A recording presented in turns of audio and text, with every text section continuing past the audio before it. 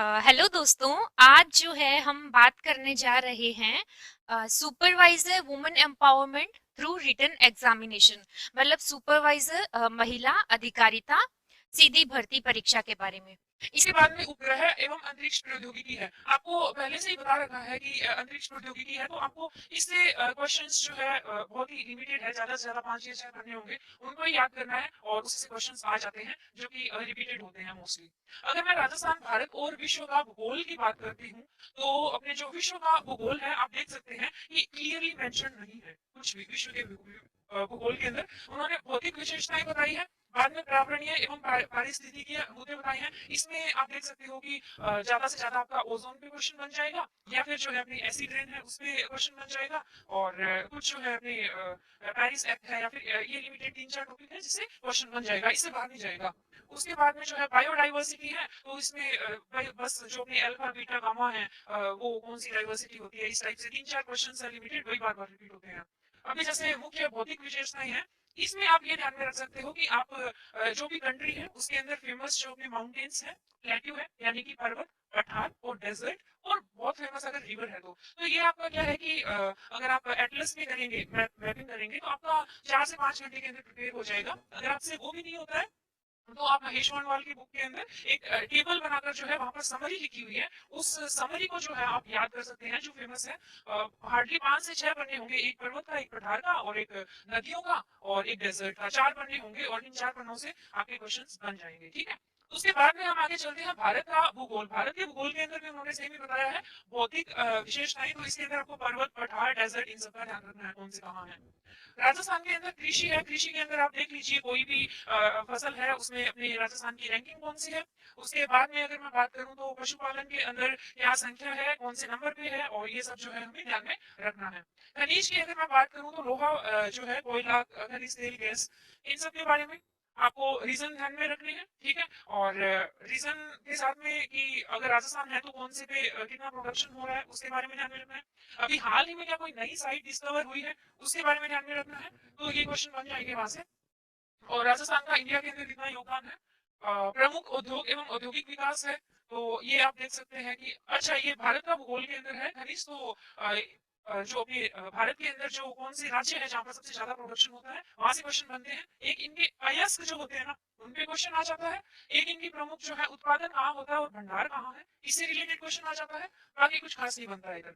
प्रमुख उद्योग एवं औद्योगिक विकास, आप ध्यान रखिए कि कौन से उद्योग की स्थापना किसी दूसरी कंट्री की हेल्प से हुई। जैसे अगर मैं आपसे पूछती हूँ कि बोकारो है, ठीक है, तो भाई इसकी स्थापना किस कंट्री की हेल्प से हुई, ऐसे क्वेश्चन बनते हैं।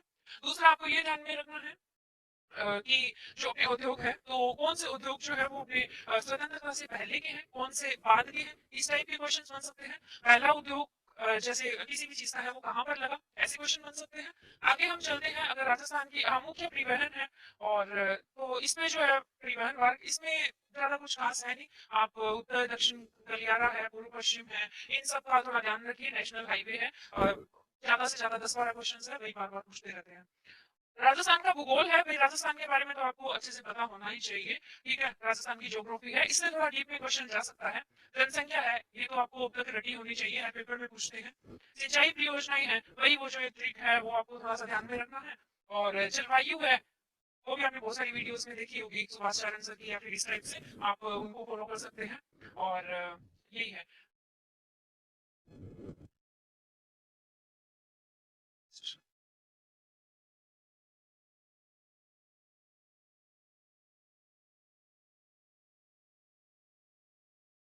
सामान्य विज्ञान की बात करती हूँ। सामान्य विज्ञान जो है इतनी भी सामान्य नहीं है। मतलब आप पहली वाली लाइन को सबसे पहले मैं कहूंगी कि छोड़ दीजिए। ठीक है, क्योंकि वेग है, सामान्य तो सारी चीजें सामान्य ही है ना, तो स्पेसिफिक है उस पर फोकस करो। स्पेसिफिक क्या है कि मानव शरीर, भोजन एवं पोषण, स्वास्थ्य देखभाल। अब इसके अंदर भी जो है ना भोजन एवं पोषण पे ध्यान रखो। पोषण से है लिमिटेड, अपने 1-1.5 पेज का मटेरियल होता है, उसको पढ़ लो खाली। अ, ये अपने शारीरिक एवं रासायनिक परिवर्तन, ये आप 10th क्लास की एनसीईआरटी देखो तो उसमें मेंशन है, उसमें जो उदाहरण है उनको ध्यान रखिए कि कौन सा केमिकल चेंज है कौन सा नहीं है, और वो आपको उदाहरण देके पूछ सकते हैं कि ये रासायनिक परिवर्तन है या फिर दूसरा है। धातु एवं अधातु आपको पता होना चाहिए, धातु कौन सी है, अधातु कौन सी है, उनके नाम आपको जो है वो याद होने चाहिए, उससे क्वेश्चन बनते हैं। उनके प्रमुख compounds, you can 10th class NCERT, you can find there. उसके बाद में जो है मानव मस्तिष्क है, तो कितने 3-4 जो है मतलब कि सिंपल चीजें बता रखी है। उसके पार्ट्स के बारे में देख लो, कौन सा पार्ट है वो, उसका क्या फंक्शन होता है। जैसे अगर मेरी बॉडी बैलेंस कर पा रही है तो ये अपने मस्तिष्क के किस जो है भाग का कार्य है, कमेंट सेक्शन में बताइए अगर आपको पता है तो। मानव रोग है, ये आप ट्रिक से याद कर लीजिए। विषाणु जनित कौन से हैं, मतलब वायरस वाले, बैक्टीरिया वाले, प्रोटोजोआ वाले, याद कर लीजिए, एक पेज पे लिख लीजिए। जनरली क्वेश्चन यही से आ जाता है, ठीक है, कि कौन सा ये है। और दूसरा क्वेश्चन ये बनता है कि किसकी वजह से हुआ है, वो भी आप साथ में लिख लीजिए, और बहुत इजी होते हैं, याद हो जाते हैं, वरना उसको ट्रिक से याद कर लीजिए। पाचन एवं उत्सर्जन संस्थान का प्रारंभिक ज्ञान बेसिक से आप कर लीजिए, ज्यादा कोई खास नहीं है, 10th की एनसीईआरटी से देख लीजिए।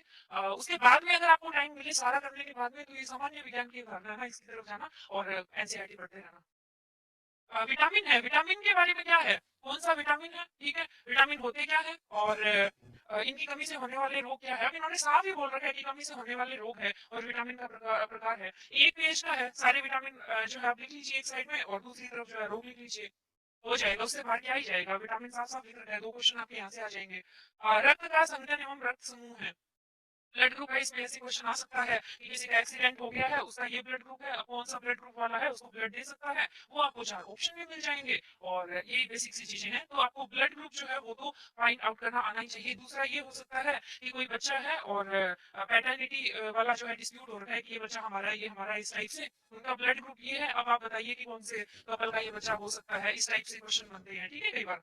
उसके बाद में जो है रक्त का संगठन आपको पता होना चाहिए कि रक्त के अंदर वो किस चीज से मिलकर बना होता है, किस चीज का क्या परसेंटेज होता है, रक्त का थक्का किससे बनता है, कौन रक्त के अंदर थक्का नहीं बनने देता है, ठीक है, ये अपने हो गया। उसके बाद में जो है भाई ये बहुत ही सिंपल सा है कि जो तार्किक ज्ञान बहुत ही सिंपल सी है कि आपको कुछ स्टेटमेंट्स दे देंगे, कथन दे देंगे, और आपको निष्कर्ष जो है वो निकालना है, ठीक है। मानसिक योग्यता आप देख सकते हैं कि अगर मैं मैथ्स की बात करूं तो यहाँ पर सिर्फ और सिर्फ अनुपात समानुपात, अनुपात समानुपात, प्रतिशत, साधारण एवं चक्रवर्ती ब्याज, इतना ही दे रखा है। बाकी बहुत ही जो है बेसिक जो मैं बोलूंगी लॉजिकल रीजनिंग और मेंटल एबिलिटी है, तो इसको अगर आप इग्नोर करते हैं तो इसका मतलब जो है आप लिस्ट से बाहर है, बिकॉज ये बहुत बेसिक है।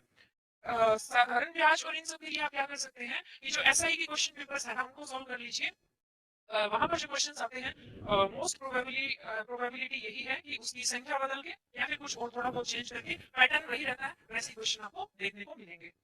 इंग्लिश है, इंग्लिश के अंदर जो है आपको बेसिक ग्रामर आनी चाहिए, टेंस है कि वही जो अपने 10th 9th में पढ़ते थे, थोड़ा सा ब्रशअप करने की जरूरत है। If you do the revision you can score well in this, ठीक है। वर्ब एग्रीमेंट है, अब सेंटेंस कैसे बनते हैं, सब्जेक्ट वर्ब, इतना तो पता होना ही चाहिए। फिर ये सिनोनिम एंटोनिम पर्यायवाची शब्द विलोम शब्द थोड़ा बहुत पढ़ लेना, बाकी आपको ऑप्शन देख के वहां पर याद आ जाएगा, इतना डिफिकल्ट है नहीं, ये तो बहुत ईजी है।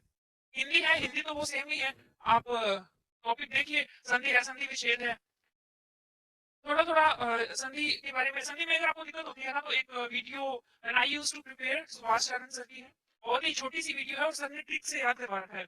25 1 मिनट की वीडियो है, अगर आप उसको याद कर लेते हैं ना, इससे आपका क्वेश्चन नहीं बाहर जाएगा, क्योंकि इसमें बहुत ज्यादा इजी आते हैं और उस वीडियो से कवर हो जाएंगे। बाकी जो है आप शब्द शुद्धि वगैरह का ये सब थोड़ा ध्यान रख लेना, वो तो आपको आप ऐसे मानिए कि मैं एग्जाम की तैयारी नहीं कर रहा हूँ या नहीं कर रही हूँ, बट ऐसे इंसान भी अगर आप कहीं कुछ लिखते हैं तो उसमें तो गलती हो तो फिर थोड़ा नेगेटिव इंप्रेशन पड़ता है। ये था सिलेबस, एंड मैं एक अलग वीडियो बनाऊंगी जिसके अंदर मैं आपको ये बताऊंगी कि मैंने इतने अच्छे नंबर जो है इस परीक्षा में कैसे प्राप्त किए, और इतने कम टाइम में मैंने कैसे तैयारी की थी, मेरी क्या स्ट्रेटेजी रही थी, क्या मैंने बुक लिस्ट यूज करी थी, और कैसे आप जो है इसके अंदर और अच्छा स्कोर कर सकते हैं। So this is it for today. अगर आपकी कोई भी क्वेरीज है, यू कैन राइट